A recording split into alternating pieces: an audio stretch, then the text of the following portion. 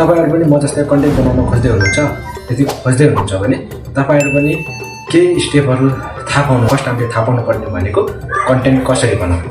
दोस्रो कुरा कन्टेन्ट बनाइसकेपछि पोस्ट गर्नुभन्दा अगाडि एडिट कसरी गर्ने। त सोच्दै हुनुहुन्छ होला अब भिडियो त बनाइयो, एडिट कहाँबाट गर्ने, कसरी गर्ने, अरूको जस्तो खतरनाक एडिट कसरी गर्ने।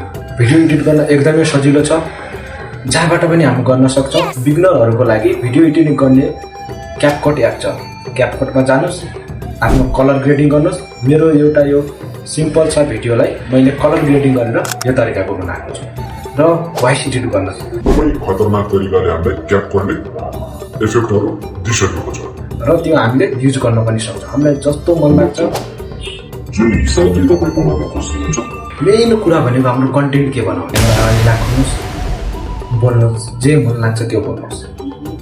आज नराम्रो होला, एउटा भ्युज पनि आउँदैन, भोलि अलि राम्रो बनाउने कोसिस गर्नुहोस्, एउटा भ्युज आउँछ। एडिटिङ सिक्न एकदमै जरुरी हुन्छ। एडिटिङ क्यापकटबाट सिक्ने, कलर ग्रेडिङ लगाउने, इफेक्टहरु लगाउने, साउन्डहरु लगाउने, भोइस एडिट गर्ने, भोइस चेन्जहरु गर्ने, भोइसलाई इन्हान्सहरु गर्ने र हामीलाई साउन्डहरु दिएको हुन्छ। त्यो साउन्डलाई हामीले कस्तो बेला कस्तो साउन्ड लगाउने। जस्तै यो सुन्नुस् है,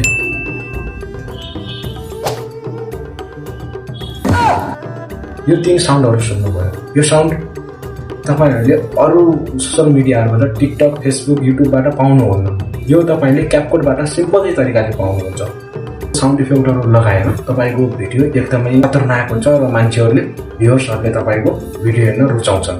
यहाँबाट लागिहाल्नुस्, नडराइकन, नलजाइकन, कसैले के भन्छ, गाली गर्छ, हाँस्छ, कुरा गर्छ, त्यसलाई छोडेर साइडमा राखेर आफ्नो फोकस वानली कन्टेन्टमा बनाउनुस्। कन्टेन्ट कुन तरिकाले बनाउने त्यो सोच्नुस्, कन्टेन्टको लागि आइडिया जेनेरेट गर्नुस्। धेरै कुराहरु छन्, तपाईलाई स्क्रिप्ट लेख्न आउँछ त्यो तरिकाले बनाउनुस्, तपाईलाई गजल गीत लेख्न आउँछ त्यो तरिकाले बनाउनुस् र